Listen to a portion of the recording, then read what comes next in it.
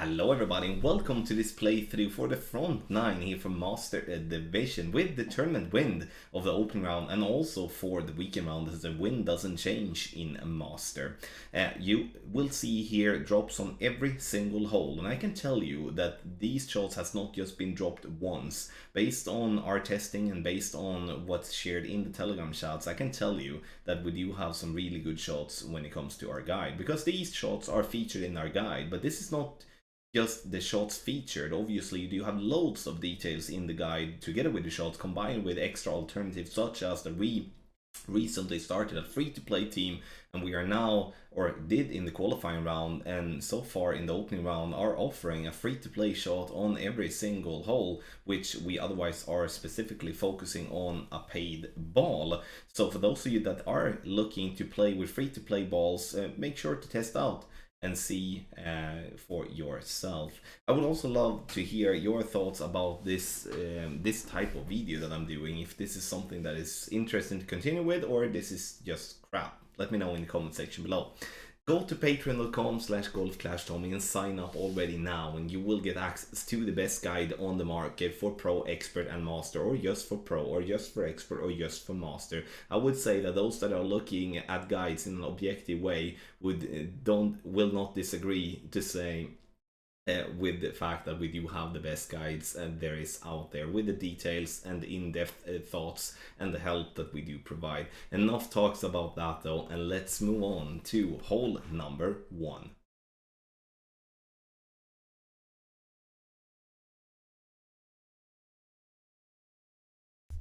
So on the drive here, we start with the bullseye by the rough line, and then we are going to look at the wind angle. You can see here that this wind angle now is pointing somewhat in between the two, in the middle of the boat is what I would like to say here. Adjustment max plus 10 P5, and once we have done that, we shall push up 10 rings with a puck 8, 9.3 rings with a puck 7, and 8.5 rings with a puck 5 and 6. And the reason we're going to push up is to make sure that we are pushing up so we can land at the same spot always. Obviously, if you do have a little bit more tailwind, you need to push up less. If you do have a little bit more headwind, you need to push up less. However, we're going to limit this to 2 wind angles, and the reason for that is that we do have loads of room here. So if it would be stupid then to try to complicate it too much.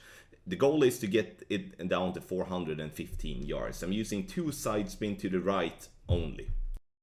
So on the second shot, if we are up by the green like this, as you can see that we are left side of the green, we're not behind the green. So then we're gonna play EB School plus 30. And if we are then, below the green, if we for some reason clip the rough or just do something wrong, misread the wind angle, something like that, then we're gonna play plus 15 from there, right? And obviously a bit further back will give you a straight wind here. There's no spin, very simple. And once again, we're playing with a berserker ball here to show that this is definitely possible with free to play. However, playing with wind resistance 0 will then make the overpower not be as crazy. Patreon.com/golfclashtommy to get the guides.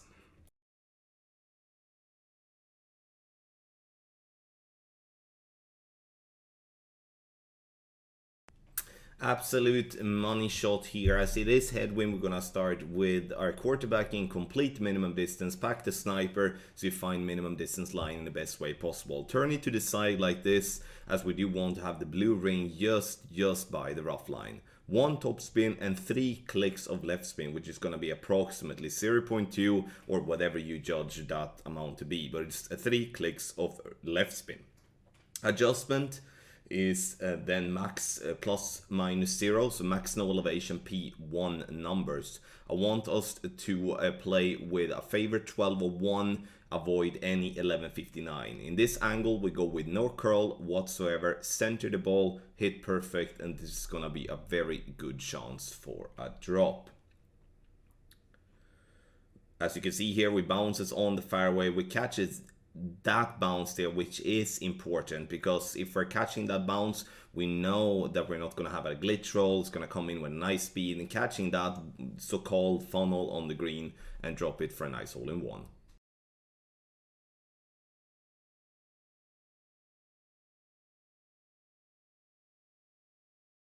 On the drive, we do suggest to play with a wind 2 power 5 ball if possible. Doesn't matter what ball it is, just that it has at least side spin 1 together with that. You can play this shot with a luminary too.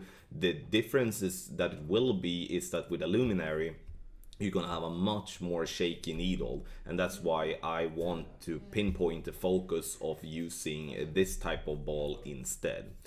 Blue ring by the rough line with a pocket 8, adjust max plus 10, and then we're gonna push up here in this angle. We're pushing up 8.5 rings with apocalypse level 8.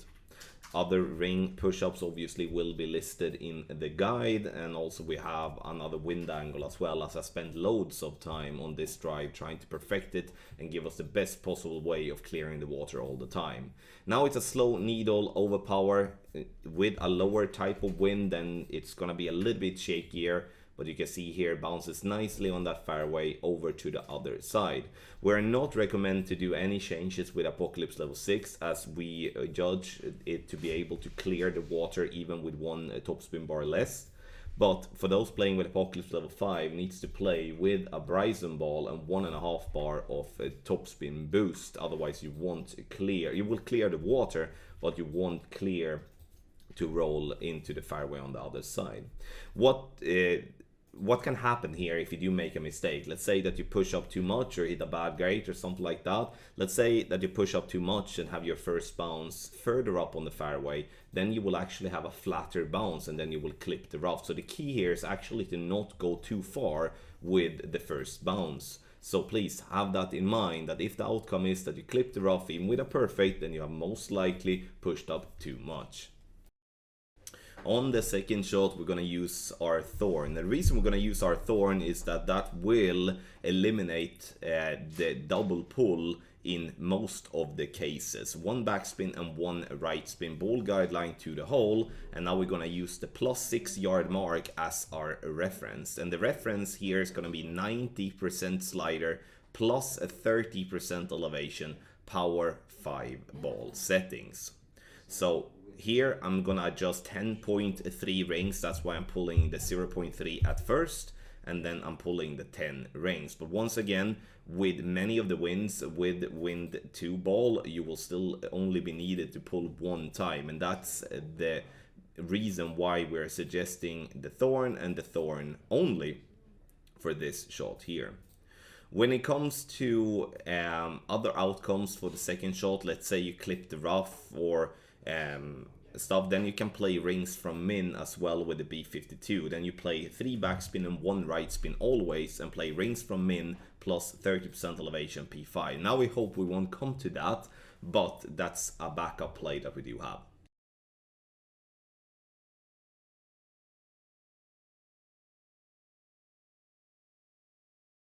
Hole number 4 is going to be tough, so I'm going to do a club swap here. So I'm going to start with the rocket. I'm setting max backspin, 2.5 backspin boost, and 1.5 bar of right spin. And then we are looking at the ball guideline exclusively here. It should be falling down just in between the dark and the bright green square row.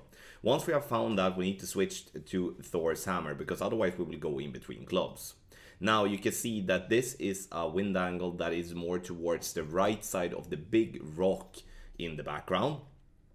And that's the one that I look at to be the blue angle, which is the most right angle that we're going to have as wind angle tweaks. Center the ball, I'm adding 2 clicks of right curl in this angle. And then hit perfect. The ball will bounce on the green up on that slope and roll down towards the pin. The thing with this shot is that this is going to be a tough one to drop in a consistent way. A little trick I have when it comes to adding the correct spins at the beginning is that using a backspin boost 3 ball, then it's gonna be max. What I mean with that is that you pull as much backspin and backspin boost together with as much right spin you can get. That's gonna be the correct amount. So it's actually kind of simple to find that spin, even though it's halved.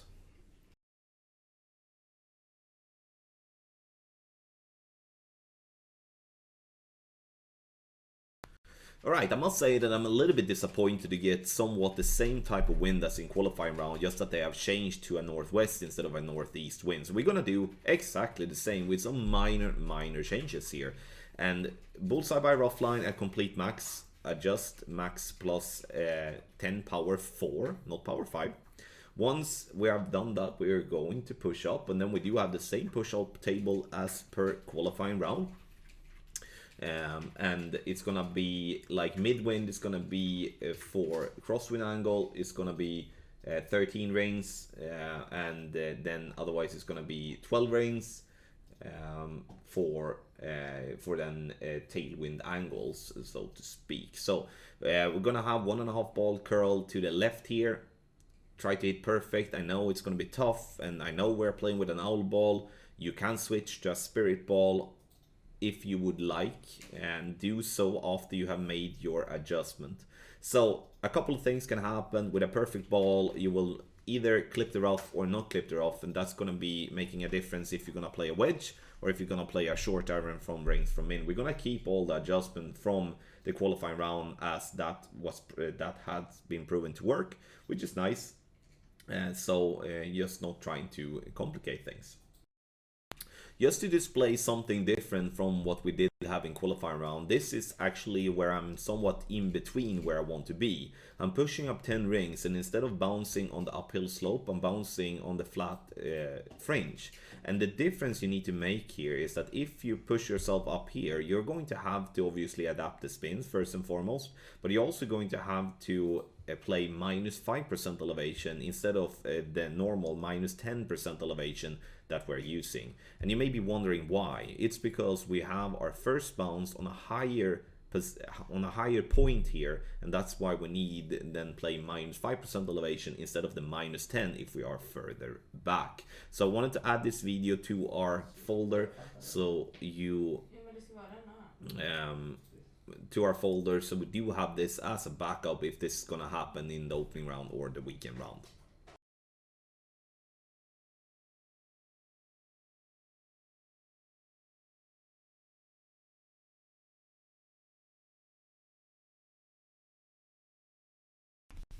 So for hole number 6, I'm not gonna blast it over the water due to I don't want to have that fast and shaky needle. We're working on a free-to-play option, which will be most likely a slice to around green. But here we start with white ring just inside the rocks to the right at complete max distance with a palm ball or any power 4 ball you may want. But I think this is a good situation to actually get rid of some palm balls, as you know, we haven't really been playing with those that much.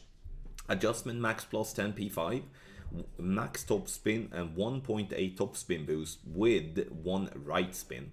And we're going to then go max overpower with a slower needle. And here you can see that we just barely clipped rough, which is still going to be an issue sometimes, or not an issue, we're still gonna get around green. But the good part with this here now, compared to qualifying round, is that now we are going to have almost a dead straight tailwind for the wedge on the second shot, which obviously simplifies that in a much better way. When it comes to Apocalypse level 5 users, you go with the full top spin boost and as much side spin that you can use together with that, which means it's gonna be 3 top spin boost bars for Apoc 5 users. For Apoc 6 users, 2.5 top spin boost and 1 right spin. You can do a ball swap afterwards to a spirit or a rue ball if you would like. You can also, if you feel that you don't want to play in high wind, you can play with a Bryson ball as well. You can switch to that. You can switch to a big top ball. You can play with many different type of balls here, but all of them will be having the same thing, is that we will get ourselves to a very simple eagle. In this video, it's going to be the same type of play as with a palm ball. So I start with a palm ball, but you can't see the ball swap here. But here, as I did have king wind, I did change to a Bryson ball instead to get the wind down to 16. It's not that it doesn't work with a high wind, but I always feel more comfortable to play with around 16, 17 miles per hour wind to instead having to go up with the highest wind. Because sometimes if having a bad wind angle together with that, then obviously that's going to be an issue. So now After the adjustment, we do the same here. 1.8 topspin boost, max topspin, 1 right spin, and no push-up whatsoever. Full curl, and go with a slower needle. Perfect ball. And you can see here that this time we actually have a little tailwind angle on our shot, which makes us miss the rough, and that's gonna happen many times there too. Obviously, like, it's a little bit luck if you're clipping rough or not clipping rough. That's kind of like gonna be a thing that we can't really control. But no matter what, though, we will get ourselves down there for a nice and simple wedge here too. So the wedge here from a little bit further distance, obviously we do the EB school here, but what I would like us to do, as when we do play with a power 4 ball, we're going to use power 5 ball numbers. So here I'm going to play EB school plus 15 P5. If I would be playing with a Rube ball or a Spirit ball, I would use P4 numbers plus 15 as per EB school. That's going to be the logic that I'm trying to go with. I don't want to play with max topspin play here due to the inconsistency on the green, so I play without that. And this has been played not just once, this has been played several times to ensure you have the correct type of measurement when it comes to the wedge. Perfect ball and minor grades has a possibility to drop here due to the very favorable wind from this direction. And you can see here we bounce nicely on the green here and getting this ball to drop nicely. Maybe a tad over adjusted due to misreading the slider, but you know, it works.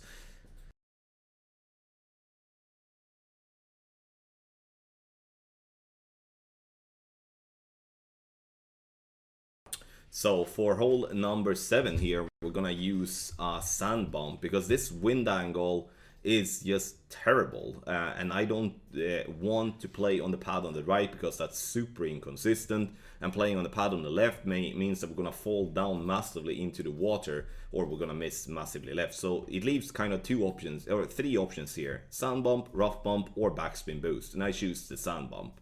6.8 topspin, which is 2 clicks less than 7. 3 right spin, ball guideline through the hole, and here we do want to play at the bottom of +7. Those of you playing with Cat 6 might have struggling with the ball guideline, but have the ball guideline point towards the hole, being at the bottom at +7. Now we're gonna use tweaks, which is gonna be either overpower or underpower, or no over or underpower, so to speak. Bounces into the rough and rolls in with a nice speed here right at pin for a beautiful hole-in-one on a tough par 3, which is hole number 7. What I would like to say here is that the adjustment is max plus 10. I'm actually gonna double check. It's max plus 10 power 1 minus 0.1 is what I played with Cataclysm level 8. Obviously we will list in the guide the correct adjustment value, but just to give you a reference, that's what I used with Cataclysm level 8.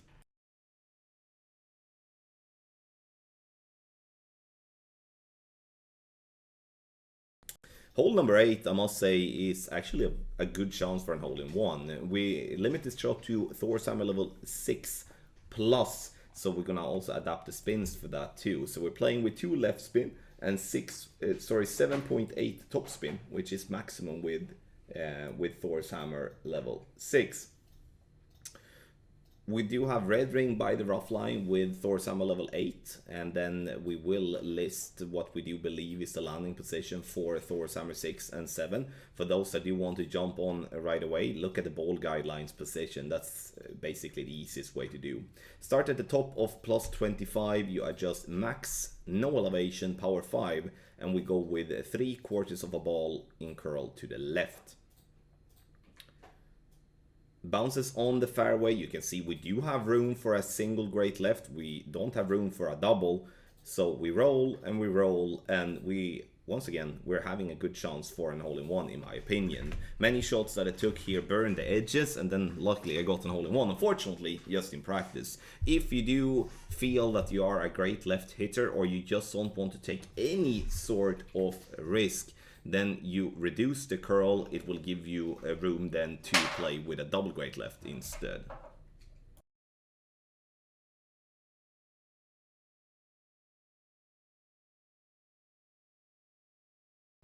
So for hole number 9, we're gonna use a Berserker Ball to play on the right hand side. I would, however, see us changing to Wind 2 Power 5 Ball if we do have a wind that is on the high side, meaning having around 16 in wind.